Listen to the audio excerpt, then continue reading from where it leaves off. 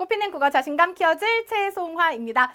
자, 오늘은 선생님과 함께 또 꺼내먹는 시간, 두 번째 시간입니다. 문법에 대해서 이야기를 좀 나누자라고 하면은 벌써 거부감 생기는 친구들 굉장히 많아요. 헷갈리지만 문법 특강을 통해서도 알 수 있지만 문법이라는 게 굉장히 많고요. 복잡하고 알면 알수록 굉장히 힘들어지는 영역입니다. 그런데 늘 선생님이 하는 말이 뭐였냐면요. 문법 진짜 효자? 효녀? 효자템, 효녀템?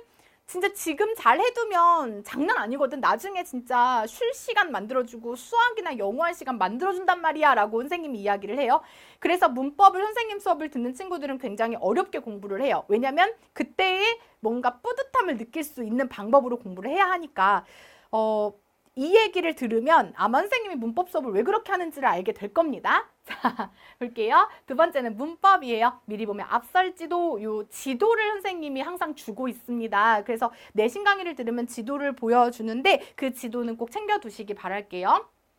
자, 중등과 고등 내신과 수능의 차이, 문법 한번 볼래요? 지난번에 우리가 화법 작문은 크게 차이가 없었다라고 하는데 문법은 어떨지 한번 볼게요. 자, 한글 창제, 원리와 우수성 이러한 것들을 배우게 됩니다. 뭐 의문의 변동도 배우고 품사도 배우고 그다음에 사동피동도 배우고 그러죠. 그리고 의문도 배우고 형태소도 배우고 단어, 유의어, 동음이어 다 배우잖아요. 그거 다 문법이에요. 그리고 올바른 발음과 표기를 배운다라고 생각을 한번 해볼게요. 근데 고등은 이렇게 배워요. 국어의 어제와 오늘이라는 타이틀로 우리가 배웠던 세종, 어제, 훈민정음 그대로 배웁니다. 본문을. 그 다음 한글 맞춤법 그대로 배워요. 우리가 지금 배우는 거 그대로 배우고요. 수능은 볼래요? 문법이라고 묶어서요. 그냥 다 나와요.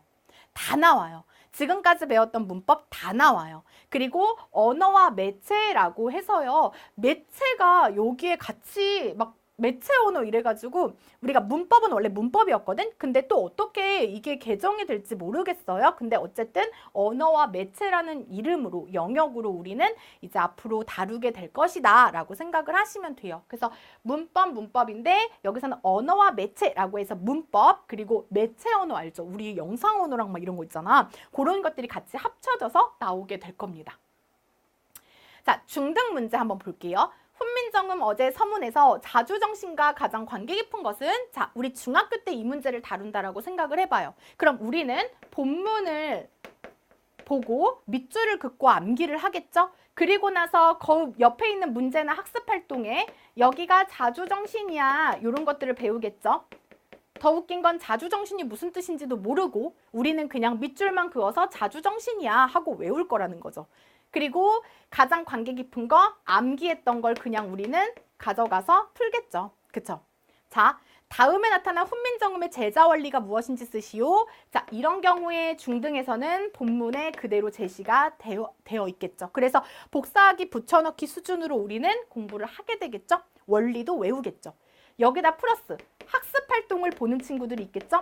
학습활동을 본다고 생각을 하면 학습활동에 있는 것들을 그대로 여기다가 적고 빈칸 넣기 수준이 나오겠죠. 중학교 때는. 다음에 제시된 단어의 표준 발음을 쓰시오.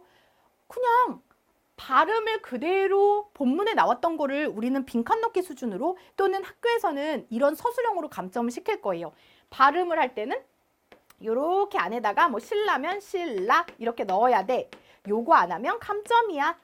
요 정도 중학교의 꼼꼼함을 우리가 보여주면 된다. 그럼 100점이 나온다. 라고 하는 문제가 되겠죠. 이게 바로 같은 내용을 배워도 중학교 때는 이런 수준으로 우리가 문제를 풀어서 점수를 낼 수가 있다는 거예요. 이렇게 쉽게 100점을 만들 수 있는데 누가 고등처럼 공부를 하겠어요. 그런데 선생님이랑 현장 수업하는 친구들, 최소 선생님이랑 내신 수업을 하고 있는 친구들은 지금 이렇게 공부를 하고 있어요. 자, 이게 고등 문제로 간다고 생각을 해봅시다. 다음 글에 대한 설명으로 적절하지 않은 것은 이라는 문제가 나와요. 동국정운식 한자음 표기이다. 이것도 아마 선생님께서 학교에서 프린트를 주시거나 그 다음에 우리가 교과서 자습서에 나와 있는 내용들일 거예요. 옆에 있는 어떤 보충 설명이라거나 그러한 것들을 읽으면 풀 수 있는 문제일 거고. 자, 자주정신 물어봤던 거 기억나죠? 근데 고등은 이렇게도 물어봐요. 자주정신, 애민정신, 실용정신 등이 담겨 있다. 쉽죠? 그냥 이것도 역시 본문을 배우면서 풀 수 있는 정도일 거예요. 문학 같은 경우나 아니면 어떤 설명하는 글 같은 경우에는 어떤 문제가 나올까 하면서 그 난이도의 폭이 엄청 심한데요. 화법, 작문, 문법은 그냥 그대로 바른 패턴으로만 공부를 하면 되거든요. 그러면서 탐구력을 키우는 거예요. 자, 그 다음 이거 한번 볼래요? 우리 한글 맞춤법 학교에서 배운 친구들 있죠? 문법 배우죠? 문법 어떻게 나오죠? 그대로 나오죠. 그냥 외우면 되죠. 사이시옷은 한자어와 한자어가 결합한 단어에는 넣지 않지만 예외로 사이시옷을 표기하는 한자어를 모두 쓰시오. 자, 이제부터 고등에서는요, 예외가 등장을 합니다. 자, 우리 중학교 때는 예외다라고 하는 건 그냥 외워주고 그냥 풀면 됐었어요. 그런데 고등학교 때부터 그 예외가 굉장히 많이 나오고요. 시험에서 갑자기 이게 예외였어? 이런 상황들이 굉장히 많이 생겨요. 그리고 오히려 중학교 때보다 더 꼼꼼하게 문제를 냅니다. 주어 찾아봐. 서술어 찾아봐. 오히려 기본에 충실한 것들을 기본기를 더욱더 이제 탐색을 막 할 수 있게, 그리고 탐구력을 기본이 되는 기본기를 채우기 위해서 학교에서는 오히려 기본기부터 다시 시작해요. 그러면 고등학생 친구들이 가장 힘들어하는 건 이 부분이에요. 나 중학교 때 문법 했어. 그리고 문법 특강도 들고 문법도 외웠어. 근데 나 지금 하나도 모르겠어. 이 문제 상황 어떻게 할 거예요? 그럼 또 외워요. 외우면 수능은 어떻게 하실 거예요?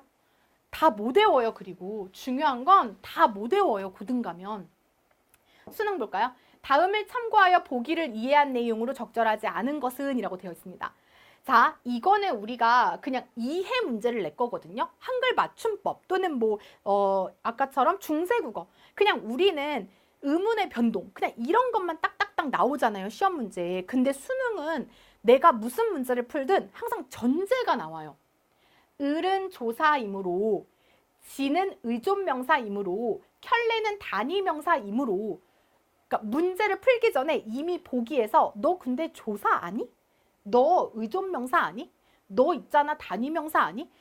갑자기 하나씩 용어들을 꺼내면 문법에 안 그래도 자신 없어 죽겠는데 막 미치겠는데 그러면서 점점 멀어지는 거예요. 그러면서 친구들이 이렇게 생각해요. 문법 나 이거 안 배워서 아직 못 풀어. 안 배우다니요. 배워도 까먹는데요. 문법에서 가장 중요한 건 탐구력이에요. 자, 이제부터 문법 공부를 할 건데 탐구력을 좀 키워보자. 그거 불가능해요. 그래서 선생님이 내신 공부할 때 최소 단어는 너가 찾아봐. 최소 좀 써봐. 최소 이건 좀 외워봐. 그리고 문제 패턴 네가 자기주도 좀 해봐. 이렇게 얘기를 했던 거예요. 근데 인강에서 아무도 그렇게 하지 않는다며 선생님이 그렇게 수업을 하면 안 된다고 다 뜯어 말려요. 근데 이런 문제 어떻게 하실 거예요? 자, 그럼 어떻게 해야 되느냐? 이따가 선생님이 또 방법을 알려줄게요. 자, 다 못 외운다고 얘기했던 게 이런 거예요. 우리 중학교 때 이거 공부한다고 생각하면 이거 외우면 되죠. 그냥 외우고 빈칸 넣기, 학교에서 중요하다고 했던 부분 나오면 되죠. 고등학교 내신 어쩔 거예요? 이거를 가지고 응용 문제를 내고, 그 다음에 아까 나왔던 이런 거 여기에서 다 찾아가지고 쓰라고 하는데 이거 시간 있겠어요? 고등 때 안 그래도 부담돼서 막 진짜 너무 힘든데 이거 다 쓰고 외우고 시험 범위 클래스가 다른데요. 고등은? 그거 다 어떻게 하실 거예요? 그러다가 포기하고 그러다가 수능 문제 한번 봤더니 수능 문제는 또 아닌 것 같아. 나 수능 포기 내신만 할 거야. 난 수시로 대학 갈 거야 하면서 수시를 또 보는데 또 한번 미끄러져. 그럼 나 어떡하지? 또 수능 기웃거려. 중심을 잡을 수 있는 게 없는데 이런 걱정을 하구나 선생님이 만든 특강이거든요. 공부 제대로 하셔야 돼요. 진짜 이거 다 읽을 수 있게. 자, 그럼 중학교 때 이왕 시간이 조금 널널하면 시험에 나오는 거 한번 외워두고요. 그 다음에 한 번씩 좀 체크를 하면서 좀 공부를 공부답게, 수능을 수능답게 우리가 대해야 하기 때문에 고등 공부답게. 화법작문 문법은 지금부터 우리가 습관 키울 수 있단 말이에요. 자, 전략 알려드릴게요. 자, 첫 번째, 교과서 목차를 확인한다. 즉, 문법은 지금까지 배웠던 그 교과서, 목차, 의문부터 의문의 변동, 그 다음에 단어, 형태소 같이 나오죠. 그 다음에 품사, 거기 나오는 용어들, 목차들 다 체크해서 정리 좀 해두시고요. 앞으로 2학기 때부터라도, 다음 학기 때부터라도 우리가 잘 살아야 될 거 아니니? 그러면 우리가 다음 학기 교과서에 어떤 문법을 배우는지를 먼저 체크를 해두세요. 그 다음에 문법을 문법답게 한다는 게 뭐냐면 얼마 전에 질문이 하나 들어왔어요. 선생님, 저요. 형용사랑 예를 들어 동사랑 그다음에 또 뭐가 있지 관형사랑 이런 거 하나도 모르겠어요 이러더라고요. 명사도 모르겠어요 이러더라고요. 그래서 그래? 그러면 너가 내가 선생님 답변을 해준 거야. 여기에 나와 있는 개념, 명사의 뜻과 그다음에 얘를 하나씩 제시해가지고 선생님한테 설명하듯이 한번 질문방에서 만들어보자, 우리가 상황을 이랬는데 이거 나온 거를 그대로 찍어가지고 여기 있어요 하고 보여주더라고요. 선생님은 그런 걸 원한 게 아니에요. 그런 자료들은 내가 아니어도, 그리고 그냥 선생님이 없어도 다 외우고 나서 볼 수 있지만 한 번씩 정리를 해봐야 되는 거예요. 그만 외우세요, 제발. 그냥 무조건 외우지 마시고요. 명사의 뜻은 이런 거야. 명사의 얘는 이런 게 있어. 그럼 잠깐 멈추는 거지. 개념이 이렇고 얘가 이러네? 정말 이런 거네? 읽어보시라고요, 좀 책을. 책을 의외로 안 읽어요. 책을 읽어야 돼요. 자, 문법 노트를 따로 하나 만들어 두고 문법 특강을 듣더라도 노트를 직접 만드셔야겠고요. 수능 모의고사 유형 미리 보는 거 굉장히 도움돼요. 지금 내가 그 역할을 해주고 싶었던 거거든요. 검색을 하세요. 그냥 몇 년도 수능, 몇 년도 모의고사 국어 문제 쫙 보고요. 화법하고 문법 한번 쫙 보세요. 그러면 내가 어떻게 공부를 해야 될지 모르더라도 지금 내가 하고 있는 공부가 진짜 큰일이 나겠구나, 이런 방법으로는 이라는 그 느낌이라도 받으시면 돼요.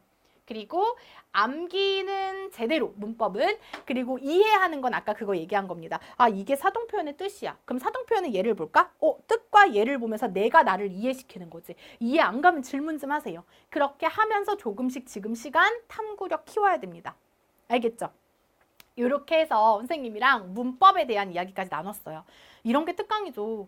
뭘 또 써요? 써도 힘들단 말이에요. 근데 선생님이 교환에다가 빈 종이를 넣어줬죠? 필요하다고 생각되는 거 메모 좀 하시고요. 거기에다가 오늘 우리 학교 다음 학기 교과서에 나와 있는 이런 것들 좀 한번 이렇게 적어보세요. 그리고 수능 문제도 좀 찾아보시고요, 직접. 알겠죠? 자, 이렇게 선생님과 같이 문법에 대한 이야기를 나누어 보았고요. 쉽게 꺼내 먹었으면 좋겠는데 자꾸 무거운 이야기를 하니까, 문법은 묵직하니까 조금 걱정이 됩니다. 어찌되었든 지금 이 시간 선생님이 만족스러운 결과는 다음 학기 책을 열어보고 문법을 좀 보는 것, 그리고 고등은 이렇구나라는 그 차이를 아는 것.